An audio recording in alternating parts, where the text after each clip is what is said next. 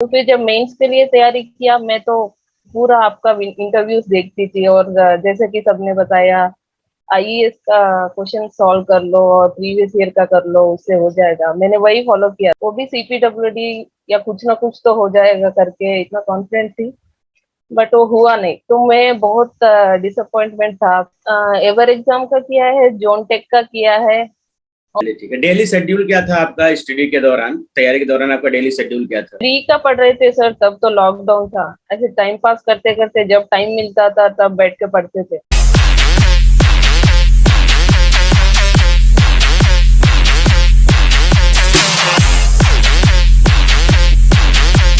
Hi guys, welcome to my YouTube channel engineer Gupta official channel पे आपका स्वागत है। जैसा कि आप जानते हैं, इसमें एसएससी जेईई 2020 के सिलेक्टेड कैंडिडेट की इंटरव्यू सीरीज चल रही है। आज हमारा ये 6th वीडियो रहने वाला है।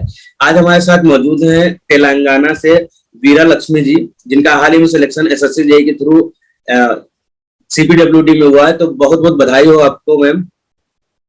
Thank you sir. तो सबसे पहले हम आपके बारे में इंट्रोडक्शन जानना चाहेंगे कि आप कहाँ से बिलोंग करती हैं और आपका बैकग्राउंड क्या रहा है। मेरा नाम वीरा लक्ष्मी है सर, मैं तेलंगाना से हूँ। मैं स्कूलिंग वैसे तो वरंगल से किया है, उसके बाद मेरा पॉलिटेक्निक का डिप्लोमा था, डिप्लोमा भी वरंगल से किया है। नेक्स्ट बीटेक मेरा उस्मानिया यूनिवर्सिटी हैदराबाद से किया है, और मेरा बीटेक 2016 में पास आउट हूँ। उसके बाद मैंने गेट दिया, फिर गेट के बाद एमटेक के लिए स्ट्रक्चर्स एनआईटी वरंगल में ज्वाइन किए थे। जब एमटेक खत्म हो गया मेरा, तब मेरा एनआईटी में कुछ प्लेसमेंट लग गया था, फिर भी तब सोच के मैंने तुरंत, मतलब लास्ट में, एकदम एमटेक लास्ट में डिसाइड किया कि हमारा पापा को था कि मैं कुछ गवर्नमेंट सेक्टर में जॉब करूँ तो अच्छा रहेगा। फिर मैंने तब सोचा, तो मेरा स्टेट का कोई भी वैकेंसी नहीं था उस टाइम पे। उससे पहले चली गई थी, स्टेट के दो एडब्ल्यू का वैकेंसी आई थी, तब मैं एमटेक में थी, तो मुझे दोनों हैंडल करना थोड़ा मुश्किल हो गया। थोड़ा सा तो ट्राई किया है, इतना ज्यादा एफर्ट तो मैंने किया नहीं वो एग्जाम की। फिर उसके बाद मैंने एमटेक जब खत्म हो गया था, तब एसएससी के लिए पढ़ूंगी, फिर एसएससी में आना है तो सीपीडब्ल्यूडी तो अच्छे डिपार्टमेंट है सोच के फिर मैंने स्टार्ट किया सर पढ़ाई। और presently I am working as assistant professor in institute of aeronautical engineering in Hyderabad. क्या स्कोरिंग रही आपकी एसएससी जेईई में और कौन सा अटेम्प्ट था आपका ये? सर मैंने 2018 में, 18 का पेपर जब 19 में हुआ, 19 का एंड में, तब मैंने अटेम्प्ट किया था, बट उस टाइम पे मेरा एमटेक खत्म हो गया, मुझे ज्यादा टाइम मिला नहीं था, 2 महीने का टाइम था। तो मैं पढ़ाई तभी स्टार्ट कर रही थी, तो मेरा जीएस का कुछ कवर नहीं हुआ था। मैंने टेक्निकल पढ़ा था, टेक्निकल में भी स्टील और इरिगेशन, थोड़ा बीएमसीपी इधर उधर किया था, मतलब इतना अच्छा सा पढ़ा नहीं। मैं बोल सकती हूँ कि मैंने इतना अच्छा सा प्रिपरेशन किया नहीं 18 का, बट मेरा कुछ 100 के आसपास मार्क्स आके फिर रह गई थी, मतलब क्वालिफाई हुई नहीं प्री के लिए। फिर नेक्स्ट 19 का ट्राई किया, फिर 19 का टाइम पे तो लॉकडाउन था, तो लॉकडाउन में मैं घर पे थी, बहुत सारा टाइम मिलता था, तब पढ़ाई करना चालू किया।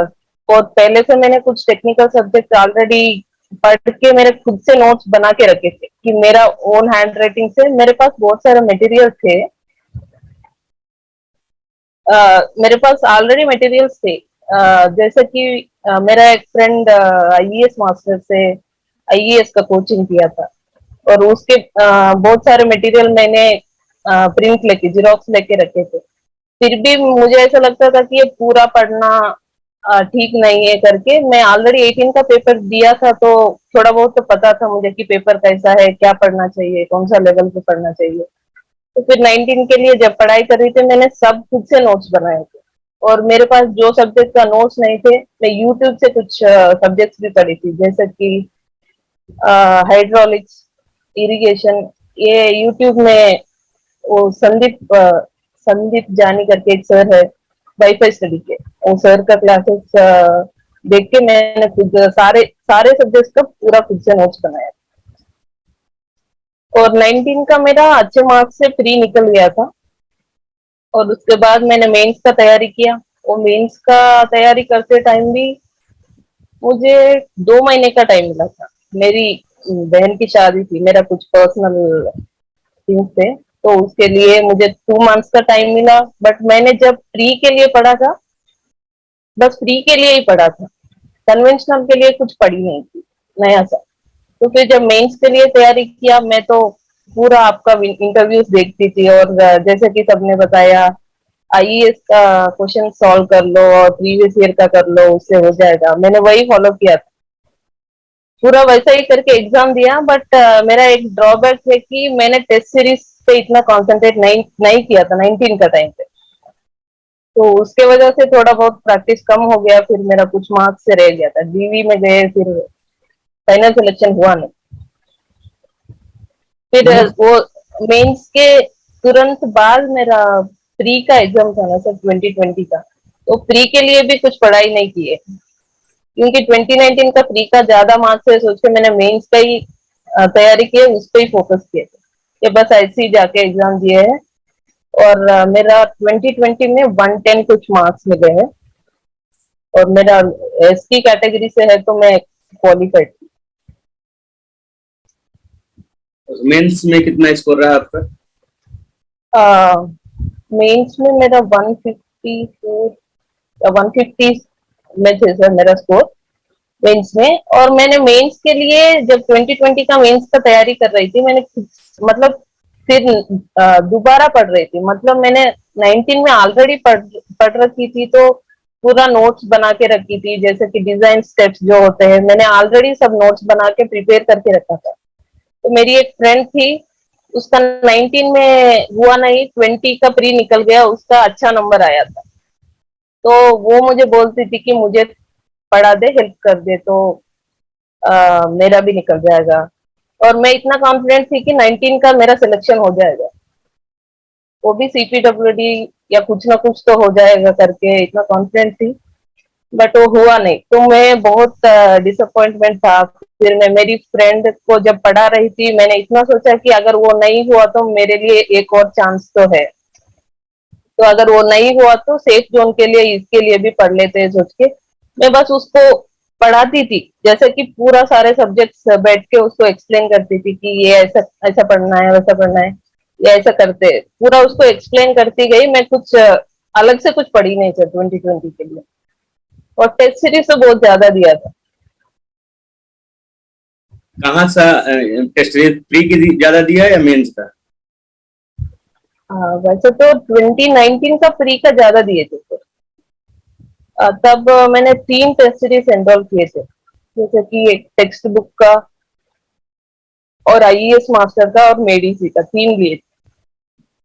बट मेंस के लिए मुझे कौन लगता सा है टेस्ट मैं सीरीज आपने ज्वाइन किया था मेंस के लिए? मेंस के लिए मैंने एवर एग्जाम का किया है, जोन टेक का किया है, और एक 2018 बैच का एक सर है जो एसएससी जेई क्लियर किए, वो खुद टेस्ट सीरीज लिए थे। सिविल इंजीनियरिंग दोस्त करके एक चैनल रन करते हैं सर, सिविल इंजीनियरिंग दोस्त करके एक चैनल रन करते हैं वो सर भी।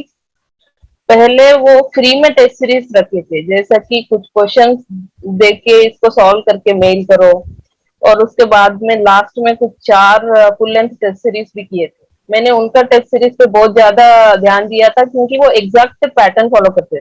शेड्यूल क्या था आपका स्टडी के दौरान, तैयारी के दौरान आपका डेली शेड्यूल क्या था? डेली शेड्यूल तो आ, जब प्री का पढ़ रहे थे सर, तब तो लॉकडाउन था, ऐसे टाइम पास करते करते जब टाइम मिलता था तब बैठ के पढ़ते थे। और जब मेंस का पढ़ाई करते टाइम तो मेरे को 2 मंथ्स का टाइम था, तो मेरे लिए ज्यादा टाइम नहीं था। मैं क्योंकि कन्वेंशनल के लिए ऑलरेडी तैयार नहीं थी, तो मैं सुबह 5 बजे उठ के बुक पकड़ के बैठती थी, और थोड़ा बहुत ब्रेकफास्ट वगैरह करके इतना टाइम पास, तो मतलब टाइम वेस्ट नहीं करती थी सर, दिन भर पढ़ती थी। नोट्स बनाते समय किन बातों का ध्यान रखना चाहिए? जैसे कि आप टीचर भी हैं तो आपको पता होगा कि नोट्स कैसे बनाने चाहिए। तो नोट्स बनाते टाइम सर, हमको मतलब जो पॉइंट्स हम इतना याद नहीं रखते हैं, हम बार बार भूल जाते हैं या उसमें गलती करते हैं, वो सब लिखना चाहिए। और जैसे कि फॉर्मूलास होते हैं तो हम भूल जाते हैं, छोटे छोटे फॉर्मूलास होते हैं उनको भी भूल जाते हैं। और जितने भी गलतियां कर रहे हो ना वो सब अपने नोट्स पे लिख लो, तो उसको बार बार हम जब देखते रहेंगे तब हमको याद रह जाएगा। और खुद का नोट्स बनाना बहुत जरूरी है सर, ऐसा नहीं है कि किसी का भी नोट्स उठा लो और पढ़ लो। बुक्स, अगर हम मेंस एग्जाम्स के लिए बुक्स की बात करते हैं सब्जेक्ट वाइज, तो आप कोई बुक सजेस्ट करना चाहेंगे कि ये बुक्स इस सब्जेक्ट के लिए ये बुक अच्छी रहेगी, ये पढ़ सकते हैं आप लोग? सर जैसा कि मैंने पढ़ा था, प्री के लिए मैंने प्रीवियस ईयर क्वेश्चंस के लिए आईईएस मास्टर का एक बुक है, वो उसको मैंने काफी बार किया था, लाइक 6-7 बार से ज्यादा ही किया होगा। और जब आप कोई कोई भी क्वेश्चन सॉल्व करते हैं ना, तो आंसर क्लोज करके सॉल्व करो। अगर आपका आंसर सही आ रहा है तो ठीक है, नहीं तो वो क्वेश्चन को मार्क कर लो और वही क्वेश्चन को बार बार रिपीट करो। मैं तो वैसे ही फॉलो करती थी सर, वही क्वेश्चन जो मैंने गलत किया था उसको मार्क करती थी, फिर सेकेंड राउंड में जो गलत होते उसको फिर दोबारा मार्क करती थी। जो ज्यादा टाइम मैंने मार्क करके रखा है ना, उनको मैं लास्ट टाइम तक उनको ही रिवाइज करती थी। जैसे मान लीजिए सोम के लिए बुक्स हैं और स्टील के लिए बुक्स हैं, तो ऐसे में बुक स्पेशली सब्जेक्ट के लिए कोई बताना चाहेंगे आप कि बच्चे ये पढ़ सकते हैं? सर अगर एसएससी जेई के हिसाब से मैं बात करूं तो कोई अलग से टेक्स्ट बुक लेने की जरूरत नहीं है सर। आईईएस का प्रीवियस ईयर का बुक्स ले लो और एसएससी का प्रीवियस ईयर का बुक लेके वही सॉल्व कर लो, बार बार वही कर लो तो हो जाएगा सर। जैसा कि आपने 3 बार एसएससी दिया है, तो आपको पता होगा एक स्टूडेंट जो तैयारी करने आता है वो क्या गलती करता है, तो आप बता सकते हैं कि क्या गलती वो स्टूडेंट ना करे, जो आपका एक्सपीरियंस रहा हो? हाँ, हाँ बता सकते हैं सर। फर्स्ट थिंग ये है कि कुछ सब्जेक्ट ना छोड़े। मैंने जब फर्स्ट अटेम्प्ट किया था उस टाइम पे मैंने कुछ सब्जेक्ट छोड़ दिए थे। पहले ऐसा था कि बीएमसीपी में बहुत 30 मार्क्स तक आते थे, 25 प्लस, और इरिगेशन से बहुत कम मार्क्स आते थे, इरिगेशन ट्रांसपोर्टेशन। जब 2018 का पेपर हुआ और बीएमसीपी का ऐसे 17-18 कुछ मार्क्स आए और इरिगेशन से भी 5 से क्वेश्चन आ गया, तो कुछ भी गड़बड़ हो सकता है। कुछ कुछ भी सब्जेक्ट ना छोड़े, सब कुछ पढ़े। एटलीस्ट आपको कोई सब्जेक्ट में थोड़ा दिक्कत हो, एटलीस्ट ऊपर ऊपर पढ़ के जाए कि जो डायरेक्ट क्वेश्चंस आते हैं हमसे सॉल्व हो सकते हैं, हम कर सकते हैं, वैसा क्वेश्चन ना छोड़े। ये प्री सब्जेक्ट के लिए सर। रिवीजन के लिए क्या चीजें हमें करनी चाहिए कि सब्जेक्ट हम टाइम टाइम पे रिवाइज करते रहें?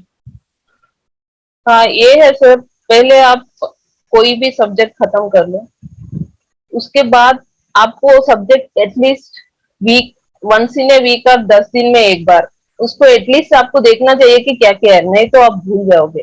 कोई भी भूल जाएगा, मैं भी ऐसे करती, मगर मैं कभी ऐसे छोड़ दिया ये सब्जेक्ट पढ़ के बहुत दिन हो गया, मतलब उसमें कुछ कुछ चीजें हैं हम बार बार भूल जाते हैं, वही चीज फिर से भूल जाते हैं। हम इतना सोचते हैं कि इसको याद रखेंगे, बट फिर भी वो हमको कंफ्यूजन रहता है कि दो ऑप्शन में नहीं ये रहेगा या ये रहेगा, वो कंफ्यूजन ना हमेशा रहती है। तो मैं बोलती हूँ कि वीकली वंस आर एटलीस्ट 10 दिन में एक बार तो रिवाइज करना चाहिए सब्जेक्ट को। शॉर्ट नोट्स भी बनाया था आपने स्टडी के लिए या केवल नोट्स से स्टडी आपने किया? नहीं सर, मैंने एक ही नोट्स बनाया था, मतलब शॉर्ट नोट्स अलग लॉन्ग नोट्स अलग करके नहीं बनाया था। एक ही नोट्स में सब कुछ कवर हो जाएगा जैसे बनाए। नहीं, कुछ बच्चे होते हैं ना और जैसे कि वो उसमें भी तैयारी करते हैं तो नोट्स बनाते हैं, उसमें न्यूमेरिकल भी लगा लेते हैं, बाद में उसको एक स्टफ बनाने के लिए, छोटा बनाने के लिए शॉर्ट नोट्स भी बनाते हैं, तो इसलिए पूछ लिया जाता है क्वेश्चन। हाँ सर, मैं ऐसे करती थी। मेरा नोट शॉर्ट नहीं था एकदम, मेरा नोट थोड़ा लॉन्ग ही था। मैंने न्यूमेरिकल्स वगैरह तो ऐड नहीं किए, बट जितना भी थियरी पार्ट होता है और जितने भी पॉइंट्स जो कवर होता है, मतलब मुझे याद नहीं रहता, मैं वो सब लिखती थी। और जो मुझे याद रहता था वो मैं लिखती ही नहीं थी। और 2-3 बार पढ़ के जो कंटेंट हमको याद रह जाता है, उनको छोड़ के जो डिफिकल्ट होता है मैं उसको अंडरलाइन करती थी, और जब दोबारा रिवीजन करे वही करती थी। आपने डिप्लोमा किया, डिप्लोमा के बाद आपने बीटेक किया, बीटेक के बाद आपने एमटेक किया, एमटेक के बाद आप तैयारी करने आई, तो इसके लिए यस सबसे पहले फैमिली बैकग्राउंड यानी कि फैमिली सपोर्ट बहुत होना चाहिए, तो हम आपके हाँ फैमिली यस सर। सपोर्ट के बारे में पूछना चाहिए, सपोर्ट किसने किया आपको इतना पढ़ने के लिए? जैसे कि मेरा भाई है, मेरे से बड़ा है, वो मुझे बहुत सपोर्ट करता है सर। जब पापा बोल रहे थे कि आप प्लेसमेंट लग गया, अब अच्छा खास पैसे मिल जाएगा तो ज्वाइन कर लो और तैयारी कर लो। बट मेरा भाई ऐसा बोलता था कि 1 साल बैठ के ट्राई कर लो, अगर नहीं होगा तो तब देख लेंगे, प्राइवेट में जॉब कभी भी मिल सकता है। अब फिर मेरा भाई तो वो हमेशा से बहुत सपोर्ट करता है सर। वो किया है कि पढ़ो, ट्राई करो, हो जाएगा, कभी ना कभी हो जाएगा, अभी नहीं तो नेक्स्ट अटेम्प्ट में हो जाएगा, नेक्स्ट अटेम्प्ट में हो जाएगा, ऐसे बोलता है। तो फैमिली सपोर्ट तो है सर इसके लिए बहुत सारा। और मैंने बीच में गैप भी दिया था, जैसा कि मैं, आप भी बोल रहे हो मेरा एमटेक खत्म हो गया है, तो मेरा 25 प्लस एज है अभी। तभी भी मैं डिपेंडेंट थी। जैसे कि मेरा एमटेक खत्म करके 1 साल में बैठ के पढ़ाई की, मतलब घर से ही पैसे मांगना पड़ता है। और मेरे साथ जो जो वर्क, जो जो पढ़ाई किए हैं नेटिव वारंगल, मतलब सब कुछ, सब लोग प्लेसमेंट में ऑलरेडी चले गए और सब अच्छे पोजीशन में है, सब सबको पैकेज भी बढ़ रहा है, ये बहुत सारा टेंशन रहती थी सर मुझे भी।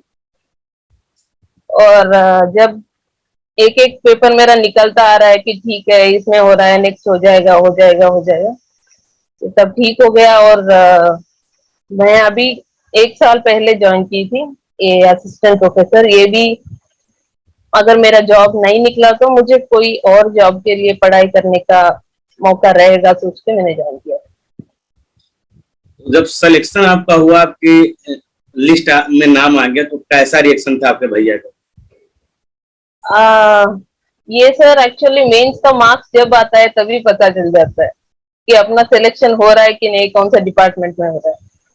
हाँ, तो जब मार्क्स आए थे तब मैंने, मेरे जैसा कि मैंने 19 के बाद हमारा घर पे भी, अभी आपको जैसे पता है कि सब लोग बोलते हैं अगर 25 एज आ गया तो शादी कर लेना चाहिए, शादी हो जाना चाहिए। तो सब, जब मुझे कोई प्रॉब्लम नहीं है, मेरा घर में किसी को कोई प्रॉब्लम नहीं है, तो बाकी लोगों को तो बहुत प्रॉब्लम होती है सर, क्यों होती है हमको पता है। हाँ, तो सब ऐसे शादी और ये रिश्ते वो रिश्ते करके बहुत दिमाग खराब करते थे। फिर भी हमने तो कभी गिव अप नहीं किया। कोई जॉब आना चाहिए, उसके बाद ही शादी करेंगे करके एक मन में बना लिए थे। फिर वैसा ही हुआ। जब मेरा सिलेक्शन, जब मार्क्स पता चल गया, जब पापा को कॉल किया और वो ऐसे रोने लग गए थे। और घर में तो सब खुश है कि जॉब लग गया। चलिए ठीक है। अब एक मेरा क्वेश्चन ये है कि आप हमारी वीडियोस कब से देख रहे हैं? मैं आपकी वीडियो सर, जब मैंने 2018 का एग्जाम दिए थे तब से देख रहे।